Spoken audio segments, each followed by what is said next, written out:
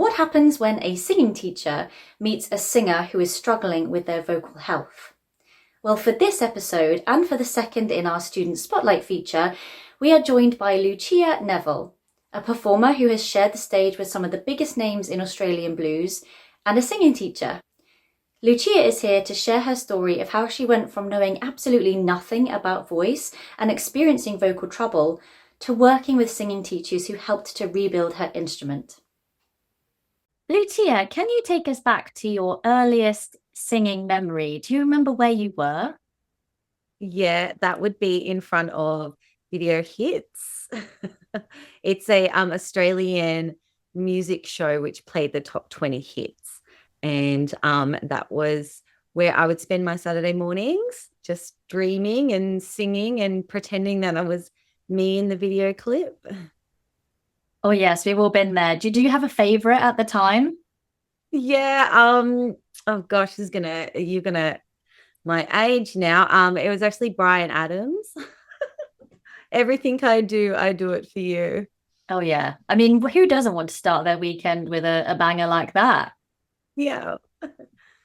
My weekends were usually singing along to cartoon theme tunes like the Rugrats or Sabrina the Teenage Witch. And I can still do them now. If me and my husband sometimes kind of when we're doing the dishes, we'll talk about old TV shows that we used to watch, and we can still recall those theme tunes from long ago. Mine's Pinky and the Brain and Animaniacs. I remember those ones. Oh, I won't get you to do it. I promise. From there, then, sitting in front of that TV on the weekends, how did you eventually get into performing? It was a long time after there. It was around about a decade or so after that time. I wanted that so bad when I was young. I wanted the dancing lesson, acting lessons, singing lessons, but it just wasn't on the cards for my family at the time. So it was actually not until I turned around 21 and started making my own money that I was able to start pursuing singing and doing singing lessons. So how was that first singing lesson? Do you remember when you started taking them and what they entailed? I do remember, and it was again, it was the early 2000s, so it was a while ago. And every singing lesson they had a little book that they would give out with all of their tips, singing tips, and all their exercises in it. And I just remember I went to like two or three different singing teachers during that time, and that was like the reoccurring thing was their little printed out book of tips and health tips and exercises. In those first singing lessons, what were you mainly working on? Had you noticed any particular challenges? So I had projection and volume, but pitch and tone were not what I possessed at that time. So I worked a lot of the first earlier singing lessons were learning the C major scale, learning the jumps, jumping from each pitch and then doing some steps and just trying to get that down independently and just uh kind of move in the direction of better pitch. You're a singing teacher yourself now. So those books that you had in your first singing lessons, have you been able to transfer that over? Is that something that you use now because you found that useful? I did keep those books and I did use them over and over again, but by the time I started teaching, everything was very much digital. So I would be sending things, yeah. Of course, I have to remind myself that we're no longer in the 19th century and we don't have to send things by pigeon. No. Even though sometimes it feels like that would be much easier with some of the technical difficulties that we get these days. But what I will say is I wasn't quite serious enough yet in learning about what I needed in my voice in those first early singing lessons. So it never really stuck. I think that maybe I was searching for the right singing teacher at the time to help me to understand things. I do believe that that's very important with a singing teacher, like a therapist or a hairdresser. You know, you need a little bit of camaraderie and a little bit of a personality, a little bit of friendship almost. You know, you need to get along and understand each other. Yeah, the rapport is really important, isn't it, in that? yeah, it's really important to have a good rapport. Yes. So, in those initial singing lessons, then, did you have questions that you wanted answering, or were you just not quite aware that there was a whole load of voice science and things to actually discover about the voice? I was absolutely completely unaware. Yeah, I was still in the mindset of like it's this magical thing that happens right here, and you either have it or you don't. And I wasn't really sure what I was getting out of the singing lessons at that time. And it was actually what I realized now in hindsight. Um, I was getting at what I was putting in, and I wasn't doing the exercises consistently enough to be getting the results. Can you tell us about the genre and style of music that you were kind of singing at the time of your initial singing lessons and what you were going through and maybe what you were noticing intuitively? Mm-hmm. At that time, I was so green, like completely green. Didn't really know what kind of. I didn't know what an. I remember I sang early on with like a band a couple of times, and like the band would say to me, "Can you just hold that note?" And I'd be like, "I didn't even know the sound that was coming from her mouth was classified as a note, but I guess I can try." So I was just completely green. I had absolutely no idea at all what I was trying to achieve, or what kind of style I was in, or what kind of textures and sounds and things would be good on my voice. So I was kind of just riffing, and I ended up in a rock band. Nice. What sort of rock band was it? We wanted to be like Evanescence. Um, and then later on, we had like a lead guitarist, and then the lead guitarist left the band, and then we became like a prog rock band, which was in Australia there was a big prog rock community. We had like bands like Carnival and Dead Letter Circus, and a lot of mid-level bands underneath. So we were playing around in that scene. So when you first started singing that material, did anything come to light? Before you said you were completely green, you didn't really have much of an idea of what was going on or what things were called, but did you start to notice anything at all when you started to sing that material? Yeah, I noticed a wearing on my voice. I noticed that my voice would start to wear out and I would lose it.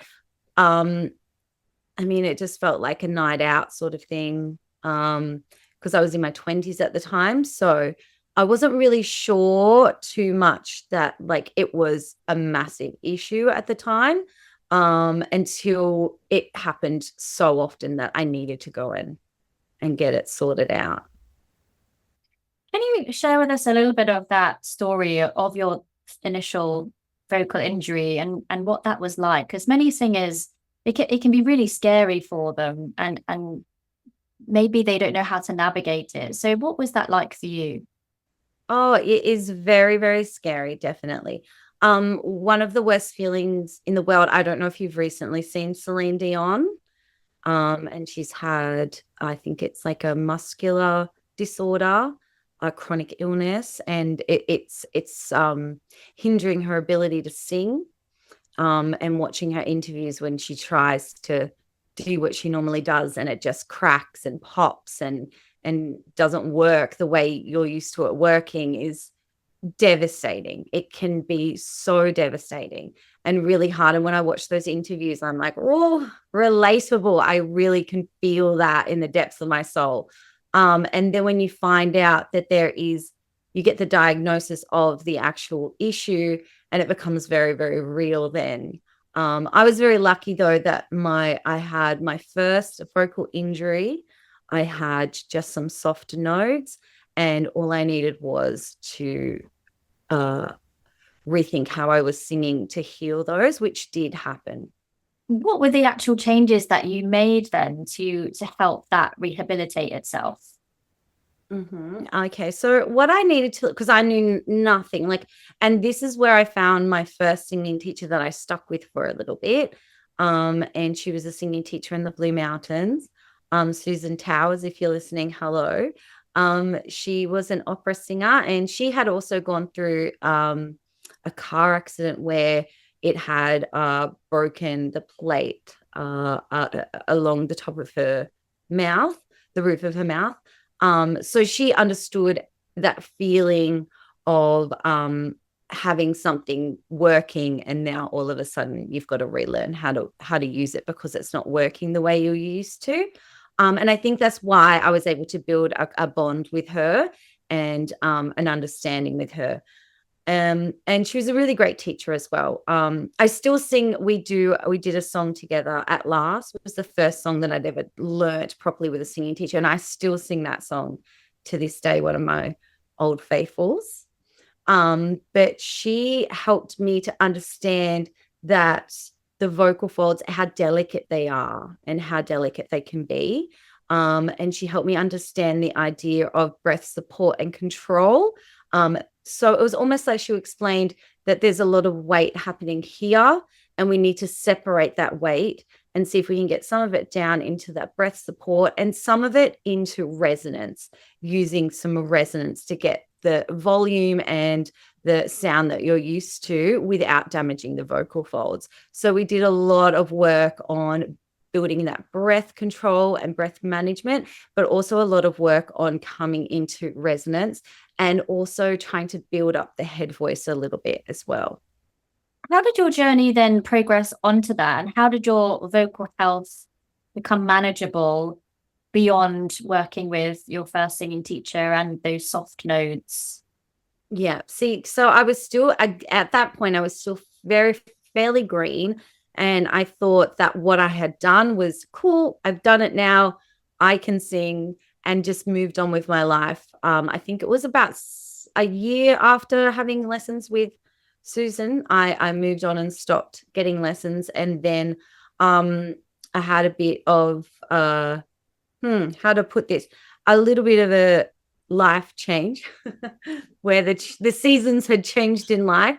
And I ended up in a different band. And this band actually worked a lot harder. We did a lot more gigs, a lot more rehearsals, a lot more things were happening.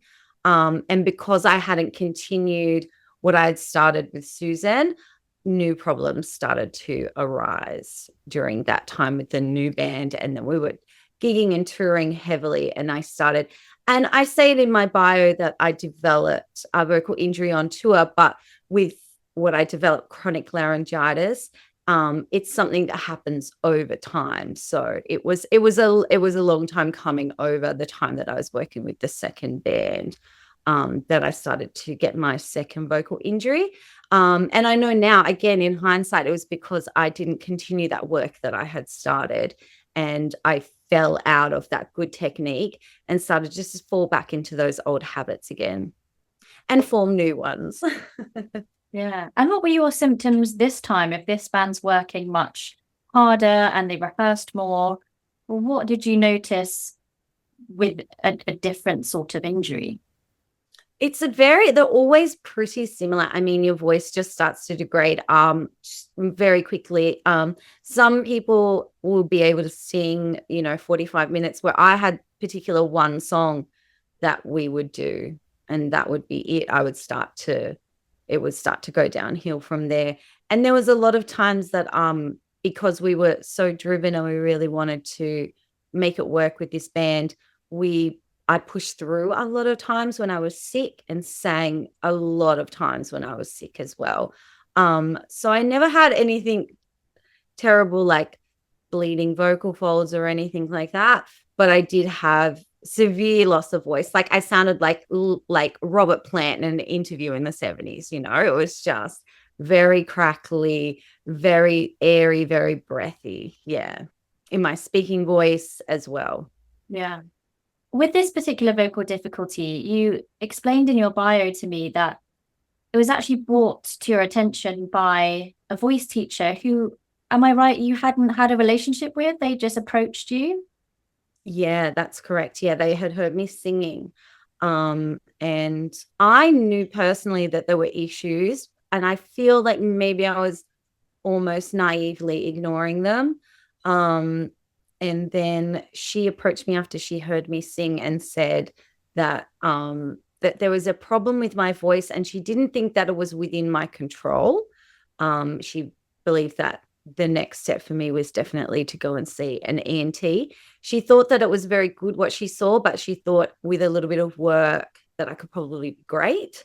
Um, After she said that to me, I was like, excuse me, talk to me like that. And then later on, a couple of days later, I was like, you know what? I've actually been waiting for someone to say that to me because I've felt the problems. I've known there's issues. And when you're around your friends, you're around your colleagues and you're talking about, oh, I did a terrible performance. This happened, that happened. My voice, it doesn't feel right. And people would reassure me a lot. You're fine. You're great. You're one of the best singers. We love your voice. So it would help me to naively ignore those issues until, when Nadine came up to me and said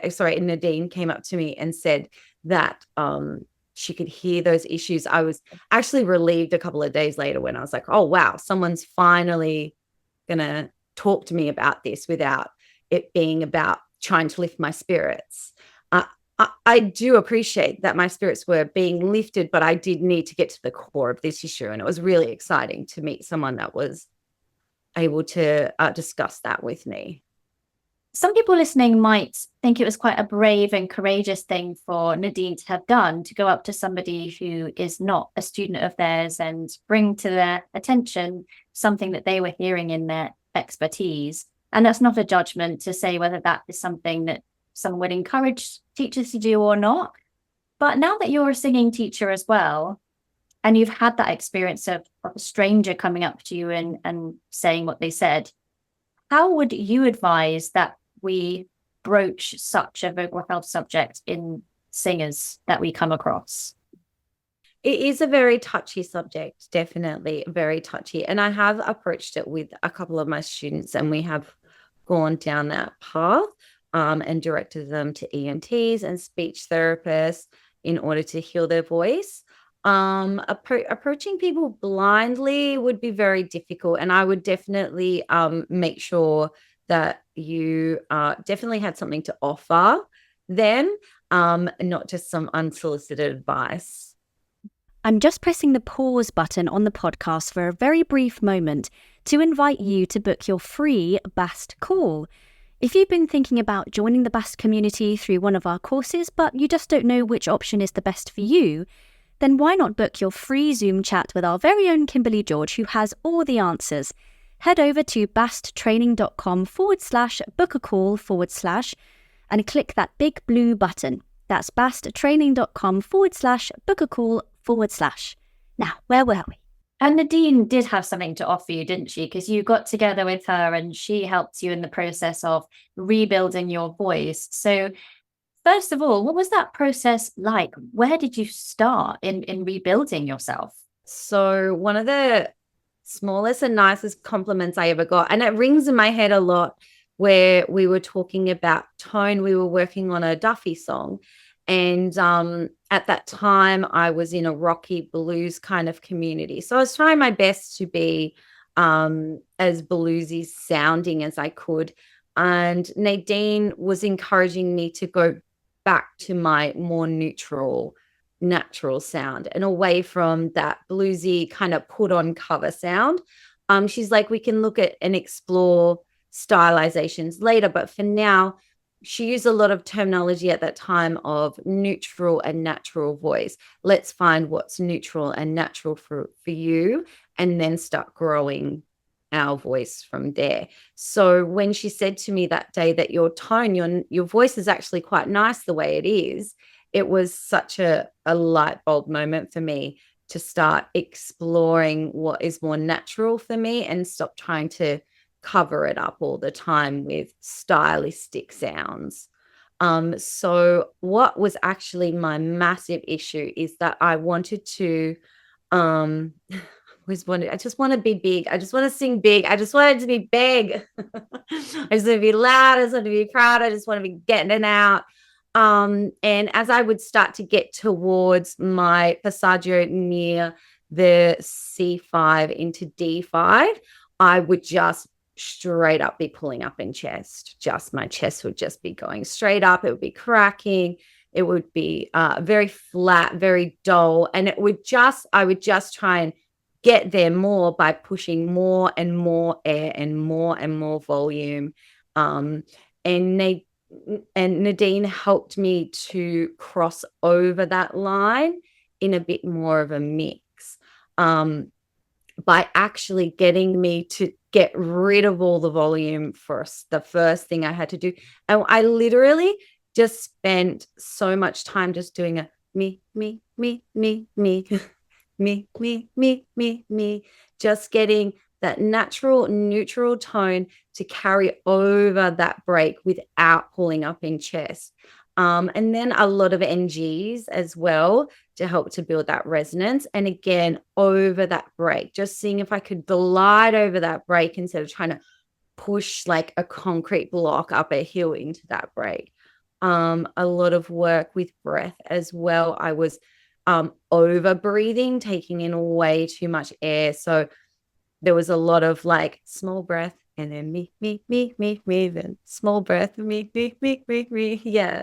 And then once I was actually really comfortable going up and down that spot, then I started to explore mixing in that area a little bit more and belting in that area a little bit more, which brought me back to where I wanted to be. But that took around about a year or so of singing just acoustic tracks and very soft tracks, just working on my natural, more neutral tone, which helped me to create a little poppier sound for myself, that now I can use in acoustic shows and sing for 3 hours. And it's a lot easier to do than trying to belt 3 hours worth of material. But yeah, it was all just going to that neutral tone and seeing if we could create healthy, controlled sounds at a really consistent and healthy volume. And then once that little foundation was built, we started to build up from there. I know you mentioned before about how I just didn't necessarily take away the things and practice them, or I didn't quite continue the methodologies that I had in place. So, what was it about this experience with Nadine that made you feel like you could do that a bit more? It's such a big mixture of things, I think, like a maturity. I was in another season of life where I was trying to decide if singing was still even worth me doing.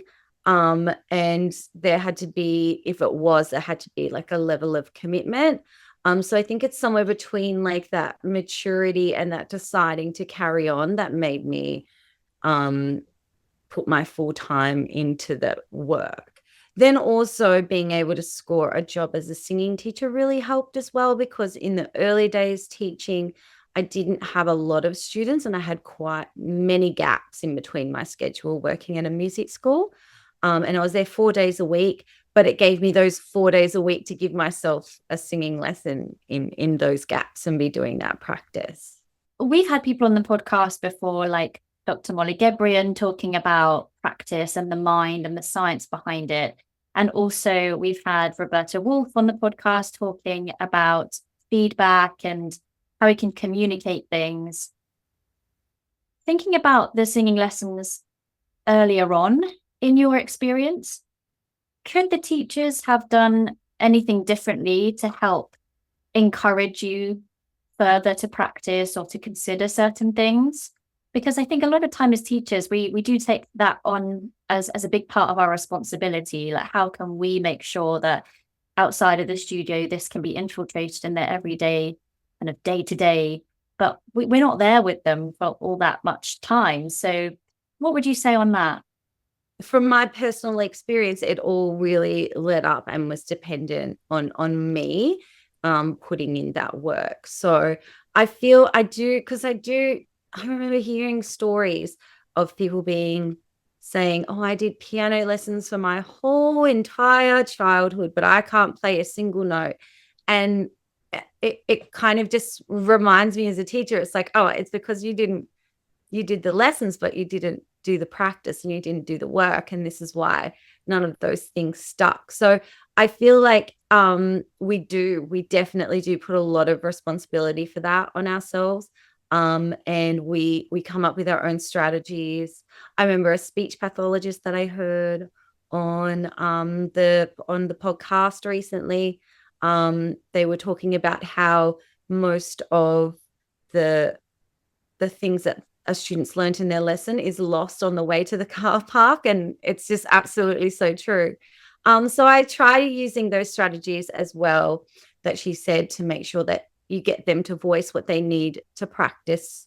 But it's I I mean I know we have a lot of the responsibility, but I don't think we should take on as much as we think we should, because the students definitely do have a lot of responsibility in making sure that they are committed to consistent practice.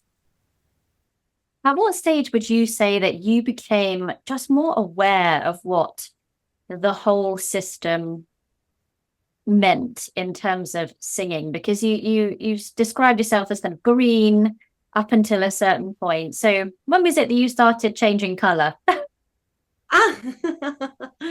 Well, I started to learn a little bit. So there was I'm so sorry that I don't remember anyone's name, but there was another a teacher that has a book about the voice systematically, and I really rang with her, because that's how I look at it as well, in the little systems of the voice. When I learned about how each little system, the breathing system with the larynx, with the resonance, with the articulation, how that all started to work.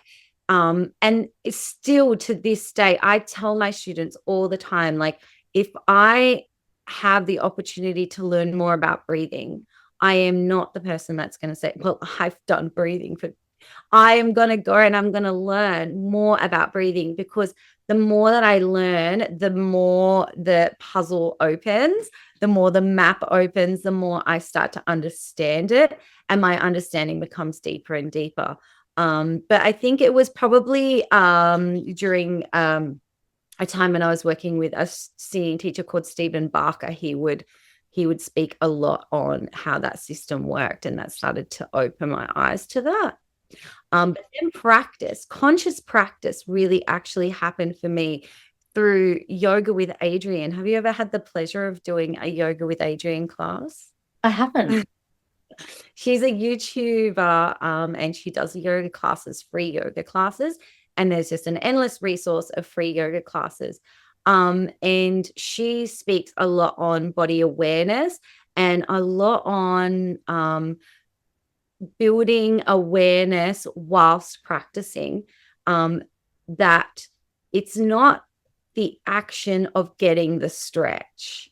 It's that, isn't this the cliche? It's the journey towards the stretch that is getting the stretch, that is doing the work. So instead of thinking about the end result, relaxing yourself into that practice of getting that stretch and understanding where it is that you are within that stretch, and allowing your body to just grow naturally within getting to that goal of that stretch, or maybe even never getting to that stretch, and it's totally fine.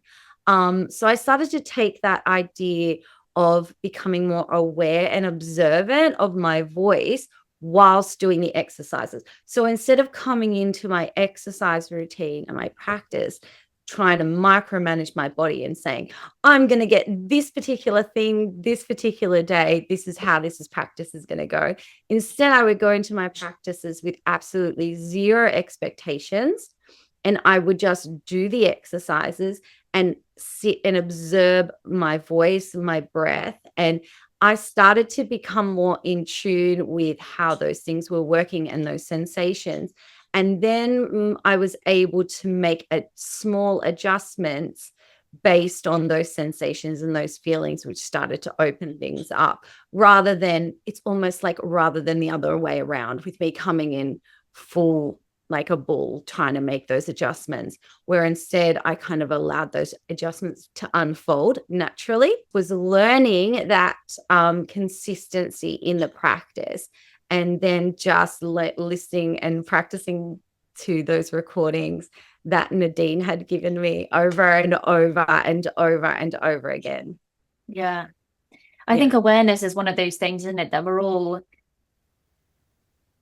trying to achieve in our singers in some ways. I guess it's a lot what Feldenkrais was talking about, kind of knowing your whole self and being very aware of certain um, shifts or sensations that we can translate and therefore kind of move our voice on in that direction. Yeah, I mean, that's exactly what I'm trying to bring into my lessons, because obviously it's the way that I've gotten to the place that I am. So it's something that I want to understand more, because it helped me. And I would love to help others to become more aware of how the sensation of good singing feels, because the sensation of good singing can actually give you those feel good feelings, can actually shift things, can actually change the mood in your body just as much as yoga can, which I find is something that should be explored by singers, because we live in that Western society where we believe that you have to be a famous singer or you have to want to sing on stages to sing. But I'd like to introduce to the world maybe the idea that, like, maybe you just want to sing because you like singing and it makes you feel good. And I'd love to help you to learn how to make it feel even better. I've asked this question a lot to many different people with varying results actually in the answers. So I'd love your opinion on how much of this science, the anatomy and the acoustic side of things, how much of that do you think the singer should know in order to help them develop? Yes, so I believe that depends on the student. Some students are thirsty for that knowledge, and they love hearing about it. They get out their notebooks and they want to take photos of all my diagrams and things like that. And then some students, they just go completely cross-eyed, and you've lost them, you've lost their interest. So that's why I really try to work towards that awareness of what good singing feels like. Over the years, then, when you've actually searched for a singing teacher, what have you been actually looking for fundamentally? And has that changed over time? When first looking for a singing teacher, I was just looking for someone to help. And then Nadine just happened to come into my sphere. But I haven't really actively looked for singing teachers, but I have actively looked to singing teachers to help me with specific issues that I know specialize in those issues. So there was a particular, I still haven't been able to master a more chest dominant mix in that area where I was pushing up in chest around the D5. And the D5 has become the devil note. So I actively seek down some teachers that I knew had students that had a really strong, more chest dominant mix in that area, and worked with them to see if we could figure it out. But yeah, that's mainly how I've chosen singing teachers. So it's been more on the technical challenges that you've been facing specifically. Yeah, and finding that specific teacher that I know has students that do that particular thing that I'm looking for. And when you've paired yourself up with those teachers, have you had expectations of them?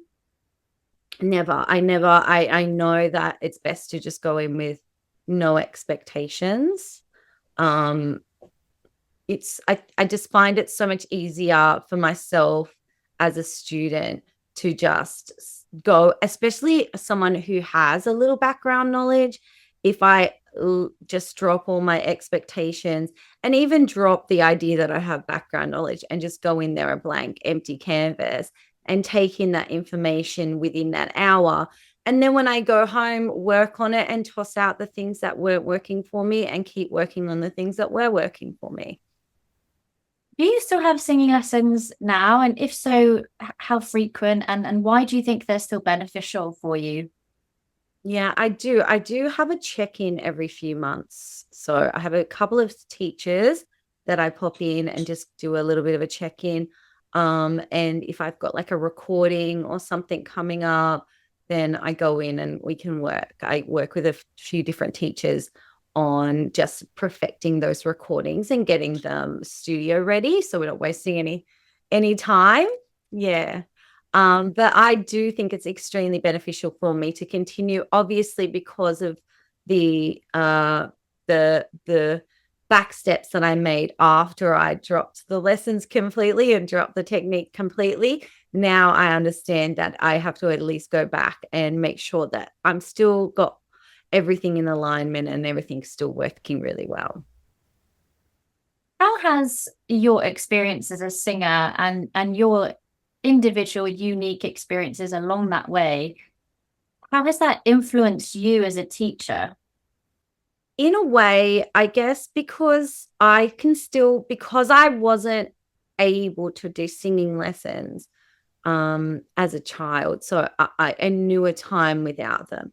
I still very vividly remember being extremely green. I cried in one of my first singing lessons because the teacher was said to me, so we're going to do this and I need you to do that. And do you understand what I'm saying? And I was like, no, I don't understand. I wanted to understand so bad, but I didn't understand. So I still vividly remember what it was like to come into a singing lesson and have no idea what it was like going to be like and have no concept of how it's going to help or what's going to happen. And remembering like, doing the first exercises to someone who's maybe done them their whole life, just doing a little me to them is like simple, easy, but to a brand new student, that's like really daunting. You hear them, they're taking giant breaths in between each time, each pass. They're a little bit shaky and they're doing some of the most simplest stuff. And I still remember what that was like. So I have a lot of empathy towards the students when they come in because I have a lot of memory of how that felt. Because of having the vocal injuries as well, it's made me very hyper vigilant and hyper aware of things in singers' voices that may take them down the same path. So I try very hard to help to prevent any other singer having the same issues that I've had. I want them to be able to sing healthy for very, very long careers.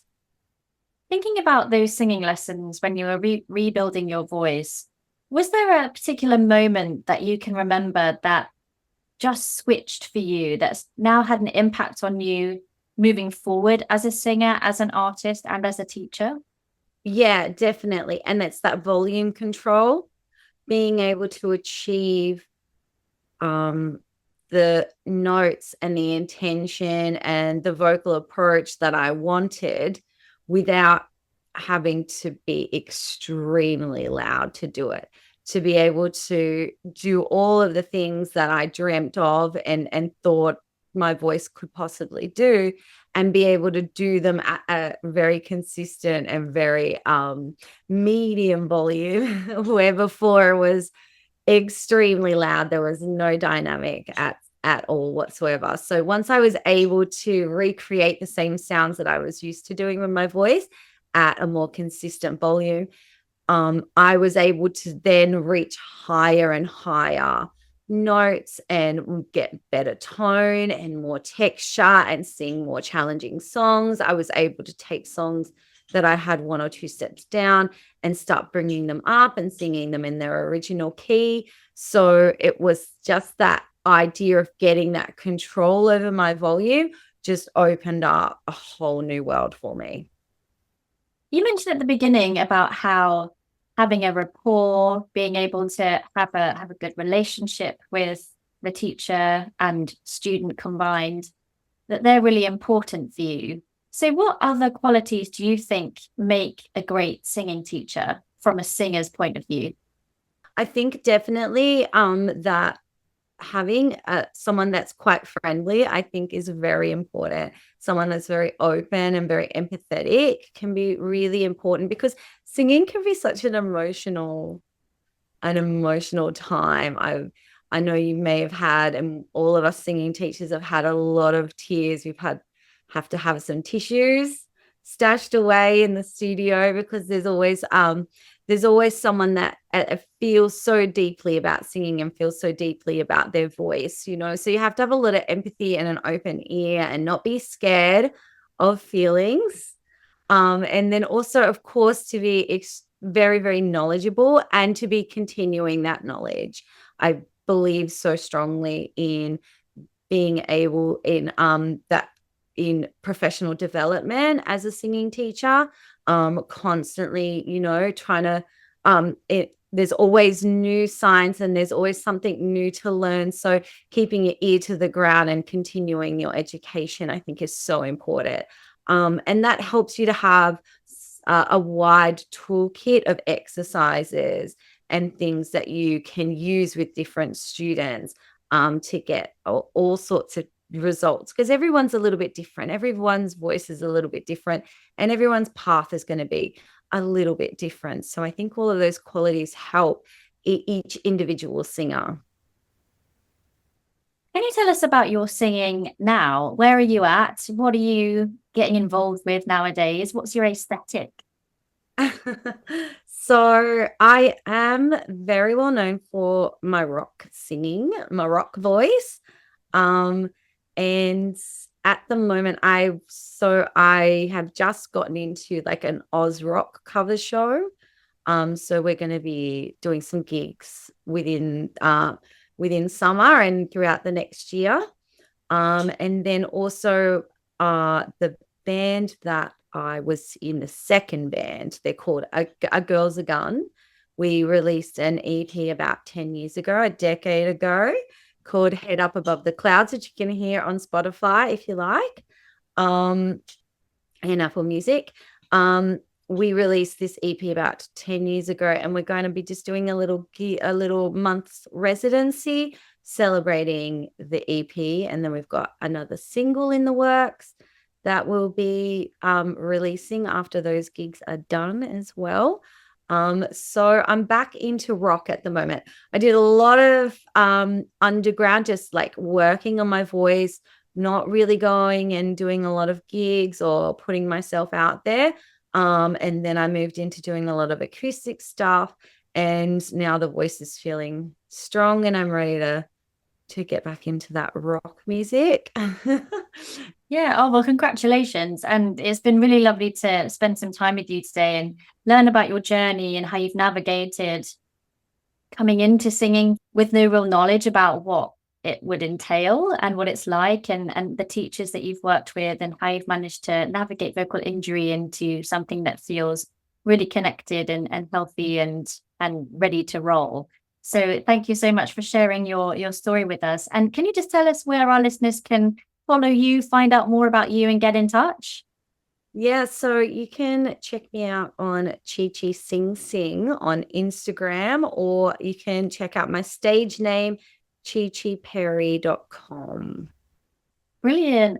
Thank you so much, Lucia Neville, or Lucia Perry, as you're known on stage. Say actually quickly that my friend and I, Naomi, hi Naomi, we were so excited because we listen to you all the time and we absolutely love you. And I just want you to know that you have some fans out there in the world, and we love listening to your beautiful, soothing voice. Oh, that's very lovely of you. To be honest, I forget that anyone actually listens. But it's lovely. Every week we're there. Oh, well, thank you so much. And thank you to all the listeners who are with us every week. It's so lovely that we have a network. And thank you for you and your friend Naomi, did you say? Yes. A lovely shout out to Naomi. Thank you so much for being with us, and for sharing a story. It's been a pleasure. Great. Thank you.